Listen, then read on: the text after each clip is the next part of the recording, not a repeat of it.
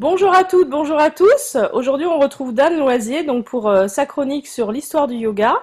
Bonsoir Dan. Bonsoir tout le monde. Dan va nous expliquer la suite de la philosophie et de l'histoire du yoga. On t'écoute attentivement. Oui, alors vous inquiétez pas si on a un léger sourire, on a beaucoup de mal avec Sandra à être sérieux ce soir, mais à la limite, tant mieux. Donc, comme je l'ai déjà expliqué, il y a 8 piliers dans le yoga et le premier pilier, c'est les yamas. Dans ces yamas, il y a 5, on va dire, zones. La semaine dernière, on a fait la première qui est Ahimsa, la non-violence. Le deuxième de ces yamas, c'est satya. Donc satya, c'est la vérité. Hein, pour petit rappel, les yamas, ce sont la règle de vie envers les autres. D'accord? Pour comprendre un peu cette histoire de yama, on en a déjà parlé, Sandra. Je vais vous lire un sutra, donc de Yoga Sutra de Patanjali, qui serait, on va dire, entre guillemets, la Bible du yoga. Donc, les yamas sont la non-violence, la vérité, le désintéressement, la modération, le refus des possessions inutiles. Nous sommes des êtres sociaux, relationnés. Les premiers conseils que donne Patanjali concernant donc la relation aux autres. Le premier yama contient tous les autres. Qu'est-ce que la non-violence? Sinon le respect de l'autre dans sa différence, accepter un mode de pensée, un fonctionnement affectif différent des siens, cela implique d'être vrai. C'est là qu'intervient donc Satya. De ne pas jalouser le sort des autres, de rester modéré, de ne pas entasser des biens dont on n'a nul besoin. Ils constituent une règle universelle car ils ne dépendent ni du mode d'existence, ni du lieu, ni de l'époque, ni des circonstances. Voilà.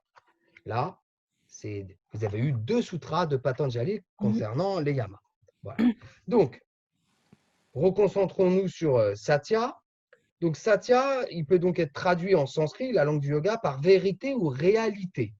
Alors, en sanskrit, ils le traduisent comme ce qui conduit vers Sat. Alors, Sat, c'est l'être suprême, éveillé. Mhm. Ce qui conduit vers Sat et Satya. Donc, tout ce qui va vers l'éveil et la vérité. Donc, il est beaucoup utilisé en Inde dans des mouvements de type la justice sociale, l'écologisme ou le végétarisme. Hein. En Inde, hein, c'est très empreint de Satya. Mhm. Pour approfondir sans partir dans tous les sens, je vais reciter quelqu'un qui m'est cher et je vais citer Gandhi, donc, qui lui était donc, indien et jaïniste hein, de surcroît. Et donc, il dit ça. La vérité est peut-être le nom le plus important, entre guillemets, de Dieu. Hein, une fois de plus, vous y mettez ce que vous voulez dedans.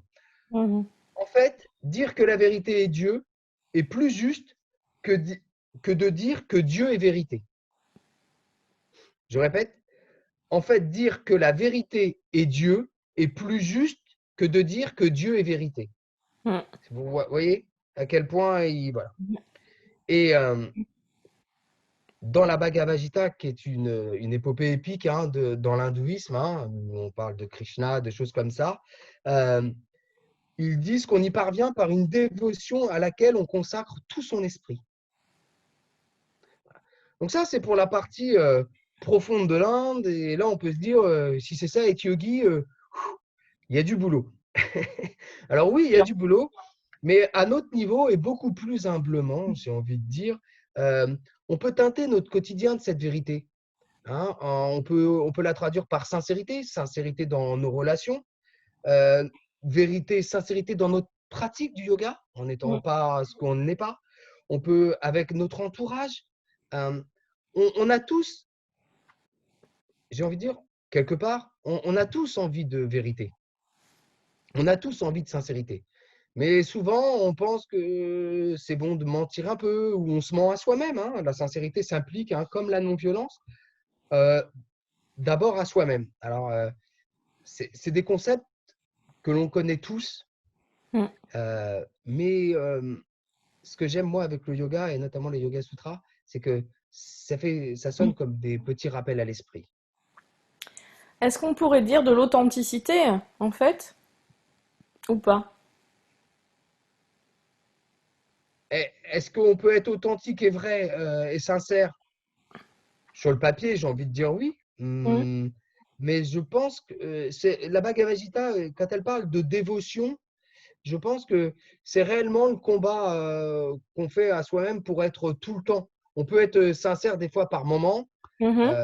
et être un peu, j'ai envie de dire, Oui. plus biaiseux au niveau du travail. Là, il y a vraiment cette notion de constance Mhm. dans cette non-violence et cette sincérité. Alors, être authentique, oui, oui, parce que être vrai, ça veut dire aussi ne pas plaire forcément à tout le monde, ne pas vouloir plaire à tout le monde, mais sans blesser, une fois de plus. Mhm. Hein. Je pense qu'avec la non-violence et cette sincérité, on peut tous se retrouver et se dire que bah, par moment, on ne l'est pas, il faut être honnête. Hein. Et que Mhm. même si c'est plus facile, j'ai envie de dire, de juger l'autre par moment que d'être honnête et de reconnaître que c'est de notre faute. Voilà. Alors, en me posant cette question, ça me fait penser à ce sentiment souvent de colère. Mhm. Hein. La colère, ça peut être un très bon support de méditation. Pourquoi? Parce que souvent, derrière la colère, se cache une… bonjour le chat, c'est très sympa. Il est intéressé par la sincérité. Oui. Euh, Souvent, derrière la colère, quand on la creuse, euh, on se rend compte que c'est surtout à soi qu'on en veut. Mhm. Et, Oui. et- et si on est honnête et sincère, c'est là que ça doit permettre un peu aussi de désamorcer.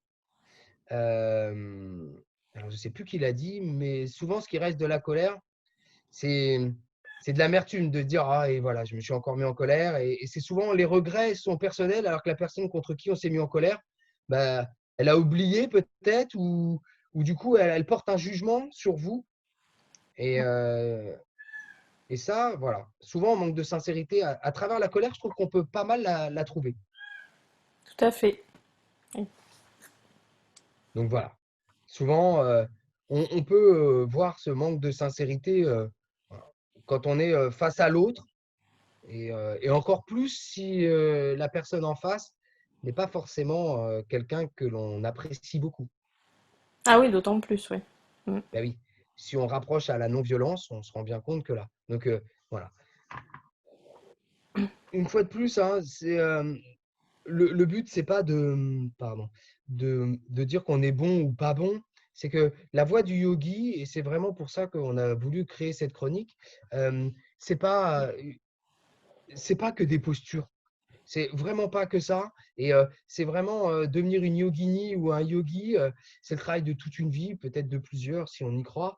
Mais c'est un réel support de vie. Et je pense, et non, je suis convaincu même, Mhm. que c'est une voie de développement personnel qui a été oubliée. C'est parce que elle est tellement presque évidente, elle fait du bien au corps physique, au corps physiologique, au corps mental. Euh, Ce sont des règles que l'on connaît tous, quelque part. Pourquoi? Parce qu'elles sont millénaires.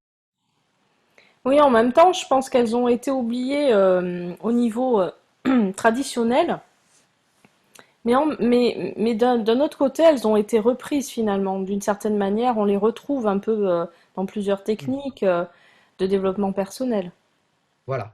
Et c'est pour ça que j'aime à croire, ou je tends à croire que le yoga est pour moi vraiment une technique de développement personnel, et que si c'est appliqué au niveau professionnel, bah, il y aura du mieux au niveau professionnel que comme dans les relations familiales ou avec son conjoint, sa conjointe. Mais voilà, si, et si on y va sincèrement, humblement, c'est réellement une discipline qui transforme profondément. Mm. Et sans se prendre la tête, parce que ça ne veut pas dire que voilà, on est obligé de partir en Inde ou des choses comme ça. Après, ce sont des choix personnels. Le yoga, Bien le sûr. yoga l'impose pas. Mm. Le yoga l'impose pas. Mais en commençant par les postures, on finit par se rendre compte qu'il y a une certaine profondeur si on s'intéresse. Et voilà. Et comme je dis toujours, il faut quand même pas oublier, on a tendance, dans la sincérité, à juger euh, la personne et à oublier le chemin parcouru qui fait qu'elle en est là. Et on juge, voilà, on dit il a le bac, on oublie que pour arriver au bac, il y a 17 ans d'études. Tout à fait. Un peu moins parce qu'on commence l'école à 3 ans, mais vous Oui, voyez, oui. on dit Oui, oui. ah, lui, il est super bon au piano. Ben oui, mais ça fait peut-être 20 ans qu'il pratique. Et, euh, et c'est cette notion-là de se dire bah voilà, aujourd'hui je pratique le yoga, mais je ne connaissais pas ça, ben c'est pas grave. Et Mm. aujourd'hui, bah, peut-être que grâce à cette chronique, bah, je vais peut-être aller un peu plus loin. Aujourd'hui, on a des supports digitaux qui peuvent remplir cette fonction sans se dire, voilà, il faut que je lise 20, 30, 40, 50 bouquins et de devenir un érudit du yoga. Mais s'inspirer de la profondeur, je, moi, en tout cas, moi, mes élèves le vivent comme ça, et vous le vivrez à travers la chaîne Bien-être, j'espère, avec les séances que je vous proposerai. Euh, c'est que ça donne un autre sens quand on pose ses pieds sur le tapis. Mm. Voilà. C'est pas juste des postures. Et quand on crée cette bulle, même si c'est pendant juste la séance, eh ben c'est déjà ça de gagner. Tout à fait. Tout à fait d'accord, Dan. Voilà. C'est une réalité. Et en fait, la philosophie du yoga, elle nous imprègne tout entier. Et elle nous imprègne aussi au quotidien, dans tout ce qu'on peut faire. Et surtout quand on va mettre nos pieds sur le tapis. Eh oui. Bah, au moins pendant ce temps-là, si on a décidé de faire du yoga, mais ça après, c'est vrai que c'est le rôle aussi du professeur. Ça ne veut pas dire que je suis un bon professeur, hein. Il y en a plein et chacun l'amène sûrement à sa façon et c'est très bien. Mais l'élève euh, doit attendre à ça pour ne pas faire un cours de gym. Mm. Le yoga, ce n'est pas un cours de gym, même s'il y a des postures. C'est un peu plus profond. Tout à fait. Voilà. Très bien. Bon, mais super, Dan. Super, Dan. C'est une très belle conclusion Mais oui, à cette j'espère. chronique. Et donc, n'hésitez pas à retrouver Dan sur la chaîne, surtout, que ce soit à l'antenne ou dans son espace Bon Plan partenaire. Et suivez aussi la chaîne Bien-être Yoga, puisque très bientôt, vous aurez la chance de retrouver Dan dessus. À Et très bientôt, oui. Dan. Au revoir. À la semaine prochaine. À la semaine prochaine. À la semaine prochaine à Au tous. revoir. Merci. Au revoir. Merci. Au revoir.